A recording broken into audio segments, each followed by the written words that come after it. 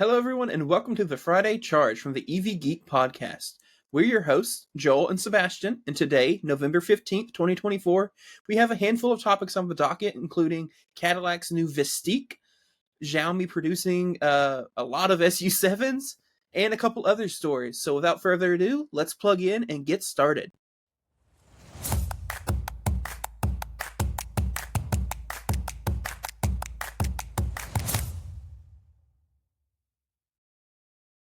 So our first topic for today is that Xiaomi has produced a lot of SU7s, specifically 100,000. So that's a lot in general, but the more impressive thing is that they've reached this milestone after just 230 days. And they're not only have they made 100,000 of them, they're expected to have delivered 100,000 of them to customers by the end of this month.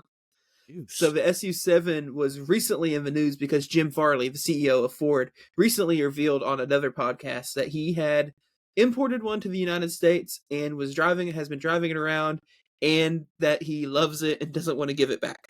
And so it's apparently a really great car. Jim, if you see this, I want to drive it, please. Yes. Thanks. We made a lot of connections with Ford at Electrify Expo, so if you're out there, just let us borrow it for a day or two. Yeah. But yeah, so apparently this thing's awesome. I still don't super know a whole lot about it. You know, Xiaomi is a electronics manufacturer. That's what they do. They do smartphones and TVs and all other sorts of stuff. So it's interesting to see them get into EV space and apparently do really well with it. Yeah. I mean, I don't know much. We don't talk a lot about Chinese EVs on this podcast simply because they're not here. So when we don't have a large audience in China, so probably doesn't serve as a purpose to talk about them. We had an episode on BYD, which is another great Chinese EV. But looking at this car, this is sharp. I mean, really, you can actually get purple as one of the interiors, which I thought was just stupid cool. I mean, imagine getting a purple car with a purple interior. I mean, I don't know. Would you say it kind of looks like a Model 3 in the front, or would you kind of say it looks like maybe a Taycan in the front? I can't tell. It's got some inspiration from a lot of different things, I feel like. I even see Ioniq 6 in a little bit in the front too, so. Yeah, but whatever it is, it works pretty well. Yeah. It manages to be busy but not ugly, if that makes sense. Yeah, yep. I dig it. And I mean, look at all the colors on that picture. It's not all just shades of gray. It's not all shades of gray or different whites. So yeah. So this is awesome. You know, I mean, one thing we said about China, they can produce these fast and they have great tech. So, I mean, even looking at this article from Electric here, 120,000 units before the end of 2025. So we're talking another 20,000 units in the next, 6-7 weeks here? I mean, that's it. I mean, how long does it take, U.S. manufacturers to make that many EVs? We still have some that have been struggling doing that for years now. So, yeah, kudos to Xiaomi. This is a really cool car. We'll never see it. But yeah, I mean, I'm excited about it. It's just another cool little car to have out there and kind of for us to talk about. We may do a whole episode about Chinese EVs coming up. So maybe we'll see. Maybe. Moving on, Cadillac has revealed the new Vistiq to add another EV in the stable of X. So Cadillac is dubbing the Vistiq kind of the baby Escalade. And it's expected to launch sometime in 2025 with a starting price of $78,790. Now, I believe they intend for the Vistiq to be a global car, and so they hope it will do well in markets that currently wouldn't get the Escalade because the Escalade wouldn't do well because they don't drive giant, huge soccer mom SUVs. Mm-hmm. But, maybe do want this kind of luxury, it's not air quotes, but luxury experience, right? And so I think that's kind of what they're shooting for. The Vistiq is being built on the same platform or powertrain as the Lyriq all-wheel drive, so it has the same 102 kilowatt-hour battery pack, 190 kilowatt peak charging speed. The Vistiq is larger than the Lyriq and will seat 6 and is expected to have around 300 miles of range. So this brings Cadillac's total number of EVs to 5, which is a decent number of cars for one brand, which is very GM. So they will have the Optic, the Lyriq, the Vistiq, the Escalade IQ, and the Celestiq. Which, not that Yeah, anyone can actually buy the Celestiq, but yeah, no, I mean, unless you're made of money. So it says on here can add 79 miles of range. Because GM likes to do that. They don't like to tell you their charging speeds. They like to tell you how much range you can add. 79 miles in about 10 minutes, which I don't think is blazing fast. But all GM cars aren't really blazing fast when it comes to charging anything. But it looks cool. Yeah, it does look kind of like a shrunken down Escalade or elongated Lyric, but I like it. I'll probably never be able to afford them, but yeah, it's really cool. It's got the 100, you're right, the 102 kilowatt Ultium battery pack, 300 miles of range. We'll see if that's real world range or not. I've heard GM has been pretty good on their ranges with their EPA numbers. So hopefully that continues with this car as well. So yeah, I think it looks good. It does have. I don't know how I feel about GM on these Cadillac EVs doing the weird split taillights on the back, yeah, where they go up by the window and then there's like a big gap and then down below where the badge is. It's a little weird looking to me. does the But Escalade do that? I think it it does. does. Yes, I believe I've But seen I it. Or the don't. Escalade just goes the whole way down. I can't remember. No, I think the electric Escalade does the same thing, but I don't Okay. think the Lyric does. No, it doesn't. I don't think. I remember looking at Jason's. I don't think it did that. Yeah. Moving on, staying on the topic of GM. GM is going to retire another gas model to make room for the new Bolt. So GM has previously announced that they would be stopping production of the Malibu at its Kansas plant to make room for the Chevy Bolt. But now they are also announced that they're going to be killing the Cadillac XT4 at the same plant to make room for a family of Bolts. So the XT4 is the entry-level Cadillac. It's the smallest Cadillac crossover you could get. And so it's apparently going away. Bye-bye. At one point, GM had hinted that they would be building it somewhere else, but it kind of sounds like that's no longer the plan. Mm-hmm. Which honestly would make a little sense. The Optic, I think, is supposed to be around the same size as the XT4, so I wouldn't be surprised to find out that the XT4 is just going to be replaced by the Optic in the lineup. But just to kind of talk a little bit about the new Bolt, as a reminder, the new Bolt is expecting to undercut several of their models and will be GM's first mass market EV in the US to use LFP batteries. Of note, GM sold roughly 212,000 Bolts during its original run, and GM last month just crossed over 300,000 total EVs sold in North America. So 212,000 of those were Bolts. Do the math. Yeah. That's so yeah, I mean, I like Bolts. I mean, I've driven in your Bolt before. I've driven. I have been and driven in so it's a long day, and other Bolts before. It's a nice, I mean, for what, if you just need an around the town car that you're not going to road trip in. However, you can road trip in it because we did a little race to Austin. We have that video coming out soon. You can road trip in it. It's not practical, but you can. I'm excited. I love cheap EVs. I think, especially since we don't know what's going to happen in the next 4 to 6 months with the EV tax credit, I think we need to start seeing more of these cheap EVs start rolling off the lot. And I think since that may be up in the air with what's going to be happening in our country, it's good that GM is kind of maybe speeding up these plans to get the Bolt out faster. Yep, agreed. Sorry. Talk about yourselves. Just talk some Rivian and VW have officially launched their partnership. So it seems they have crossed all the T's and dotted all the I's, and this thing is actually happening. So this partnership is for software and technology, and the total transaction value is $5.8 billion. $1 billion. And so Rivian software is expected to underpin many of VW's future models, including those from Audi, Porsche, and the upcoming Scout vehicles, which this is a win-win for both companies. Yep. Not only is VW getting access to some pretty good software tech from a very, very tech-forward company, but Rivian is also getting a boatload of money from this. Yeah, a boatload. Rivian needs some money right now, so that boatload of money should help them stay afloat and make the launch of R2 a little less stressful for the company. Yeah. Yeah, I think I read where Rivian hopes in Q4 to be profitable. I think that's what they said in their last earnings estimate. We don't know about how much. It could be $1, it could be 20 million. We don't know, but they hope to be profitable in Q4, I think. We both drove an ID4, and what was the thing we said was one of our main takeaways from it was what? Sebastian. It was It was the software. the Now, software. in the ID4 and Volkswagen's defense, so we drove a 2023 model. Mhm. Allegedly, the 2024s that get the new infotainment system and now the 2025s, apparently it is vastly improved over what was in the original cars. But we can only talk about what we've experienced, right? We haven't actually seen the new systems to know if they are that much improved. I know I've still seen some people talk about little quirks and oddities in the new system as well. Yep. Meanwhile, compare that to Rivian, who does a pretty dang good job on their software.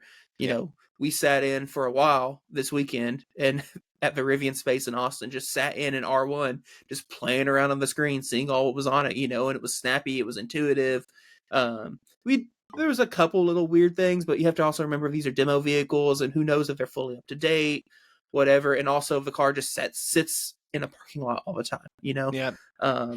I'm sure that it sits in a parking lot all the time. It doesn't ever reboot. Yep. So I'm sure that is a little bit of a contributing factor to it. But even then, though, like, it wasn't anything groundbreaking. There'd just be, you type something in and then you would notice it would like wait a second. And honestly, that could have been cell connection too, or just stuff like that. Or it just cuts off in the middle of your driving, which we experienced as well. So go Which back and is watch what that we video. experienced on the ID4. Yes. Yeah, video in ID4. We were just driving down the interstate, and the screen just decided I'm gonna just go black for about 3 or 4 minutes and then reboot. So Yep. yeah, I think maybe Volkswagen can give them some ideas on manufacturing or things like that. I don't know, but yeah, the one thing VW has had issues with is their software. And I'm glad Rivian's going to step in and help them with their software because it only helps make EVs better. Yep. All right. So this next topic is that Tesla has added leasing to the Tesla Cybertruck. And so we are going to do a bit of a live exercise on this because when Tesla announced it, I saw a lot of people on Twitter acting surprised at the price. So just for reference, I believe, and we'll double check this when we do our live exercise, I believe the regular current base model Cybertruck was listed at $1,000 a month with $7,500 down, which is a lot of money. Do not get me wrong. That's a lot. That's a lot of change. And I believe the Cyber Beast was like $1,200 a month. But, and we're going to look at this, I don't think that's crazy if you just do the math. Mm-hmm. The Cyber Beast is a $100,000 truck. The not Cyber Beast is like, what is it, 80 grand, 75? I don't remember, honestly. Yeah, I can look it up real quick. We'll see in a minute. So I'm going to share my screen real quick. Real quick, there we go. First time Sebastian sharing a screen. Who knows what will happen? Share. Hey, you can see it. Isn't that great? Go. So here we have a Cybertruck. What trim level is this? All-wheel drive. Okay, so cash price is $74,490. Take off this stupid gas savings Tesla. Yep. Cash price is $79,990. Okay, which puts the lease at $999 a month with $7,500 down. Now it's interesting to me. Tesla is not showing the tax credit on this, which it technically, at least the base model, will technically qualify for because it's under that 80 grand mark, as long as it meets all the other critical material requirements and all that. Mm-hmm. By the way, we are one of like 5 states that you cannot lease a Tesla in. Cool. That's true. Anyway, so yeah, $999 a month, $7,500 down, 36 months, 10,000 miles. And then the Cyber Beast it went up, $1,204 a month, $7,500 down, 10,000 miles, 36 months. So that's a lot of money, especially for a lease. But, so the Cyber Beast is a tri-motor. So if we go to R1T, R1T tri, build, we're not even going to do any options. We're just going to jump straight in. $1,179 a month, and that's with a $7,500 EV tax credit or EV lease credit and $7,000 down. So it's actually more expensive, theoretically, than the Cybertruck is. Going over to the Silverado. So this is an LT. So Silverado, you get way more range. Yeah. We need to do 36 months. It's actually not too $790. Yep. It's actually a decent little bit less, but this is also a $83,000 truck, so it's a little more expensive than the base Cybertruck. So yeah, I don't know why people were acting surprised for the pricing on this, because like if you look at similarly priced in like competition to vehicles, like if I come back here and we're going to do the $100,000 RST, that's our Cyber Beast. Yep. Lease 1,100. It keeps doing that. 1,133 with only $2,500 down. We'll do 7,500 to make it even. Give it a second. 983. Okay, so it's still a little cheaper, but still, I mean, Tesla's not like outrageous on this. Now, do I think it makes good financial sense for anyone to spend $1,200 a month on a lease? Hell no. No. You can keep that in there. You could currently lease about 6 or 7 Nissans for that price. So yes. But anyway, okay, that's my little live exercise on that. I'm going to stop my screen share. Very good job. And we're going to move on to our final topic, which actually just came out. Tesla has officially released the V4 Supercharger cabinet. So in the US, Tesla has been installing V4 posts for a decent part of the year. I actually think they started sometime last year, but I couldn't remember exactly. However, these V4 stations have been paired to V3 cabinets, leading many to refer to the sites as V3.5. But Tesla has finally officially revealed the V4 Supercharger cabinet, and on paper, it seems to be pretty sweet. First off, gone is the around 500 volt max output limit. V4 now supports up to 1,000 volts. Yay! About time. Us Kia owners. Also improved is the max power output. Tesla is claiming that V4 cabinets are capable of delivering 500 kilowatts of power to cars and up to 1.2 megawatts to Tesla Semi. Cool. It'd be funny pulling a supercharger station and seeing a Tesla Semi. They're going to need more trailer spots. Yep. Also, Tesla is claiming that the V4 will be quicker to deploy, as they can now run 8 stalls from a single cabinet, which compared to V3, where they could do 4 stalls per cabinet.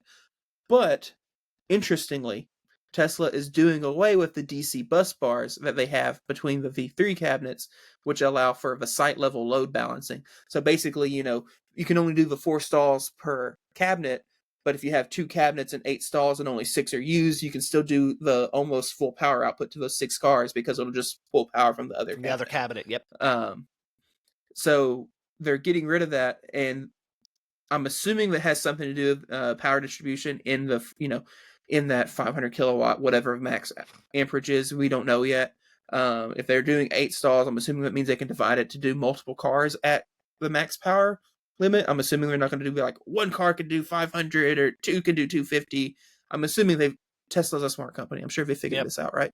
But it's still interesting to see that they're getting rid of that, because there are some absolutely massive sites out there that would probably do pretty well to have this DC kind of DC to DC between cabinets, so they can do the whole site load sharing.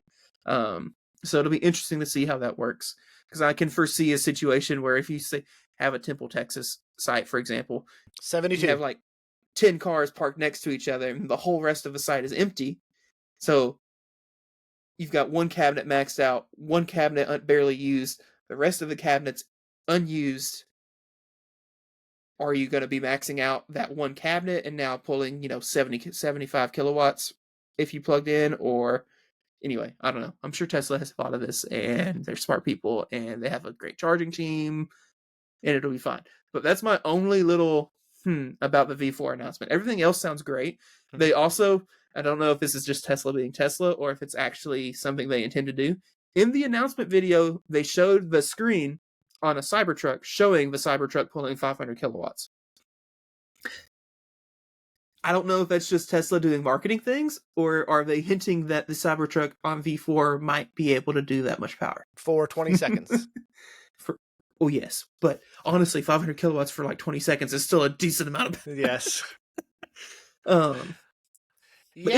This is exciting because that's, they're opening up we are a Kia EV6 family, and they are opening up the supercharger stations to Kias and Hyundais here January 15th, 2025. That's the date they said they're going to flip the button and it's going to be open up for that. But we can't charge at the V3s and the V2s because of the wattage, because I'll plug in and only get 5200 kilowatts, which that's normal for you, but that's not on an not EV6 that's an EV6, that's not normal when you can bust up about 230, 240 and hold that peak for a long time. So this is exciting for me. Now, my question is the V3.5s, is there going to be a flip they can switch to make those V4s, or are they still going to be V3.5s? I think they'll probably still be V3.5s unless Tesla goes in and replaces the cabinets. Which, who knows? They might do that. But I kind of doubt it at this point. Especially since there's a lot of these sites out there now. Mm-hmm. So I have a feeling they will kind of just stay V3.5s. But in the future, I guess if they ever upgrade, they only have to replace cabinets, right? They don't have to do stalls. It'll also be interesting to see if Tesla continues to make the Magic Dock ability on these V4 stalls available. There's been a lot of back and forth about sites that previously had the Magic Dock active that no longer have the Magic Dock active, but you can still use your own adapter on them. And there's been some flip-flop on that, and then Tesla's just like, oh, well, these sites weren't supposed to have Magic Docks in the first place, but it's like, if the hardware's there, why not, right? Yep. And so it'll be interesting to see if Tesla continues to build the V4 posts like that, or do they just remove that component completely? Yeah. I'm going to look into my little crystal ball, and I'm going to think that they're probably going to remove that completely. I mean, that's one less. It's cost savings, Tesla, right? They want to cost. They want savings cost, and now that any manufacturer now that lets you charge at a supercharger station, other manufacturers, they're going to provide you an adapter with. So there's really no need to have that adapter. I mean, you have two. You have two, the A to Z's. There's a whole video about. You'll find out about those on our trip to our trip to Austin. So and I just got one from Electron to test on the Volvos and Polestar. So so most manufacturers are giving out adapters, or you have to buy adapters. So unless they still make that part of the NEVI funding, which that's kind of up in the air too next year. So we'll see what happens with that. So I'm hyped about this. I'm curious on my Kia, will it show all the chargers, or it'll just show V4s? So if that's the case, then there won't be many out there for me to go to when we travel. So I imagine it'll show all of them, but it'll be, you'll get there, you'll plug into one, and then, well, you won't because you know this. Yeah. But someone who's not listening to the EV Geek podcast, isn't just in the world of EVs, is going to show up to one of the first day, plug in and be like, wait, what the hell is this? There's something wrong with the charger. I can go down to EA. What is wrong with this? I can pull 240 kilowatts in an EA. Why am I pulling 95 kilowatts or 50 kilowatts or 80 kilowatts at a Tesla supercharger? They're going to unplug and try somewhere else and still get the same thing. So hopefully Kia puts something in their app that says, like when you go there, we'll say max charge rate 100 kilowatts or something like that, so people will know when they get there. So, Yep. All right. Well, that is a wrap for today's episode. Thank you for plugging into the Friday Charge. Be sure to subscribe to the EV Geek podcast on YouTube and tap the notification icon to be notified about new releases. We have some great content from this week, including a review of the Silverado Work Truck EV in the most basic package. It's pretty sweet. Get more basic than that. And we had a discussion with our friend Simon Mahan about EVs and the electric grid and how all that works. And the man is a genius, and you should go check that out as well. If you have any thoughts or questions, drop them in the comments below. We'd love to hear from you. So long, everyone, and we will see you again on the next episode of The Friday Charge.